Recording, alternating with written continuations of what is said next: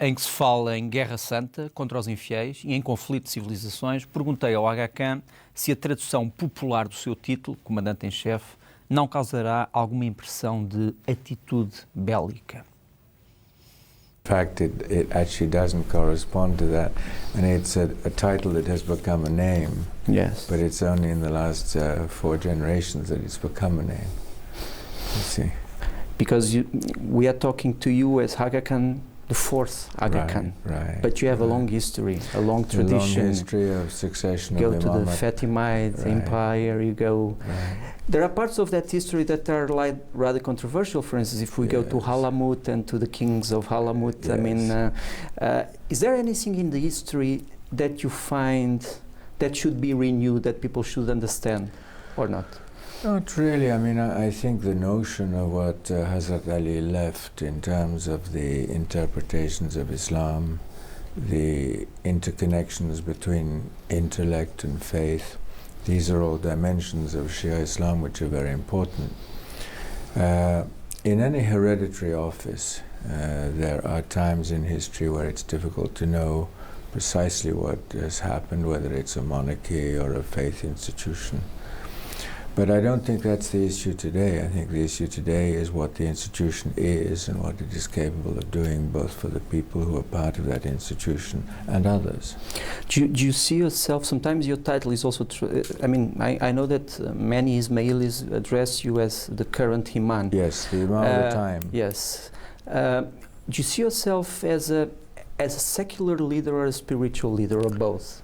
Well, you see, you're asking a question which comes from a non-Muslim background. Oh yes, oh yes, definitely. A Muslim background would not ask that question, because in Islam that division doesn't exist. Leaders of the faith, both in the Sunni world and in the Shia world, have worldly responsibilities which start with security, which involve quality of life, relations with others. So the notion of the divide between faith and world in terms of the faith doesn't exist in Islam. Don't forget that I'm speaking from the quality of a media observer, so I'm not giving my opinions. I'm just addressing what people usually like to know about the role, as you know. This is the inherited culture of the Judeo-Christian society, or Judeo-Christian societies. I'm just trying to indicate to you that ours is a different interpretation of the interfaith. What do you think of the present discussion in Islam of people that think that the faith, Muslim faith, should be a personal faith and not something that should be directed by imams, by mullahs, that should be something that would be between you and your creator? I mean, there are some people that discuss that now. Yes, but I think that's always going to be the case.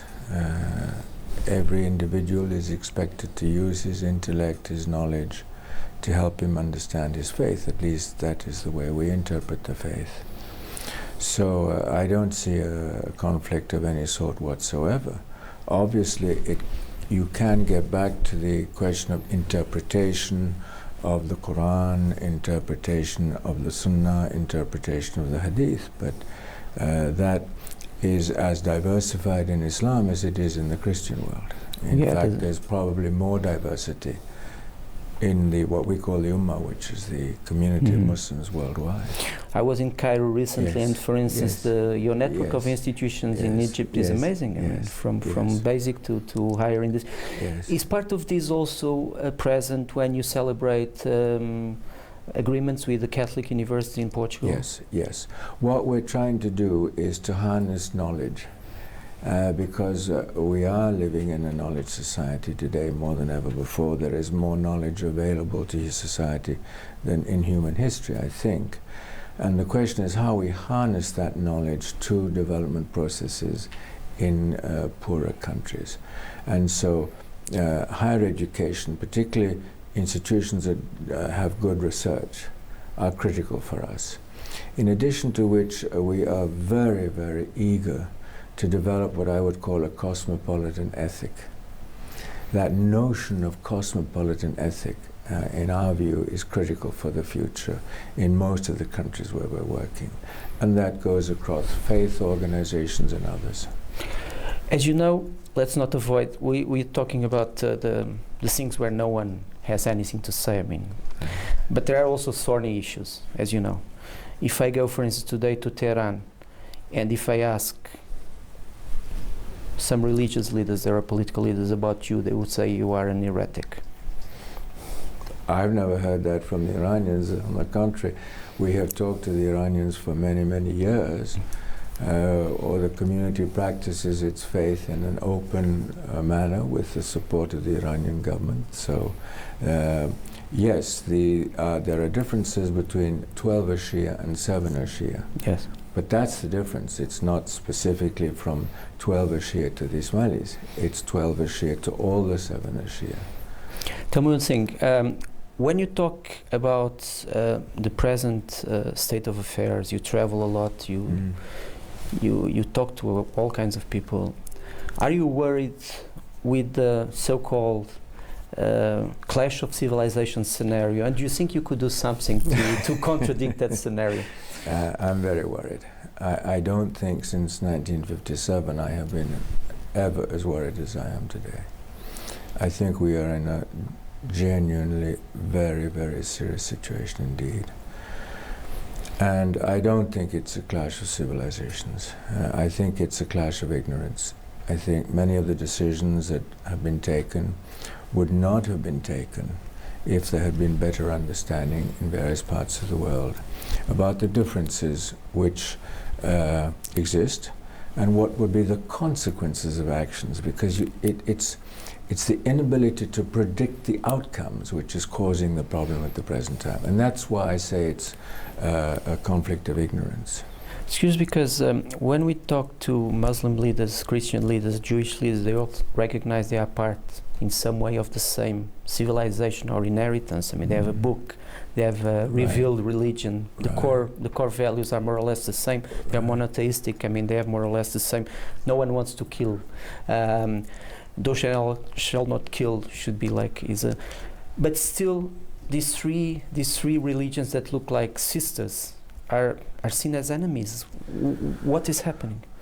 You see, I find it very risky to say that the religions are in conflict. I don't share that view. But there is that image. That's an incorrect image. The reality is you have a series of political situations which either are historic or they're recent. Right. And they have become explosive. And having become explosive as political issues, you have a faith dimension attached to them. And this is true, or has been true in Northern Ireland, which was a political issue in the first instance. You have had these issues in other countries where they are political. The Middle East issue goes back to 1917, and it was a political issue. Kashmir was a political issue in the decolonization of India. So I think it's very, very dangerous to say that the faiths are in conflict. First of all, the faiths themselves have such multiplicity that you can't talk about one faith being in conflict with the other. That's simply not true. What you can say is that there are various components of a given faith which are having difficulties, whether it's in the Christian world or the Muslim world. That's part of life.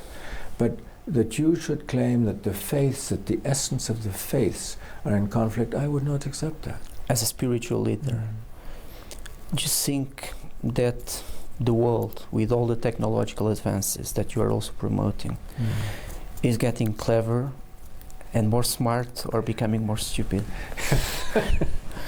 That's a very difficult question to answer. I don't. Or it depends where you are looking at. I really wouldn't be able to give you a generic answer about that. But you think we live together today better in a spiritual sense than we lived in 57? I think there is more freedom to believe than there used to be. And that freedom is very important. I think there is more freedom to manage your own destiny manage your own economic destiny, your professional destiny, than there was in those times. And that's largely due to decolonization, the collapse of the Soviet Union, etc. So in that sense, I think there's more flexibility than there used to be. And that flexibility carries risk and opportunity. If the flexibility goes the wrong way, you're in the domain of risk. If it goes the right way, you're going in the domain of, you have the domain of opportunity.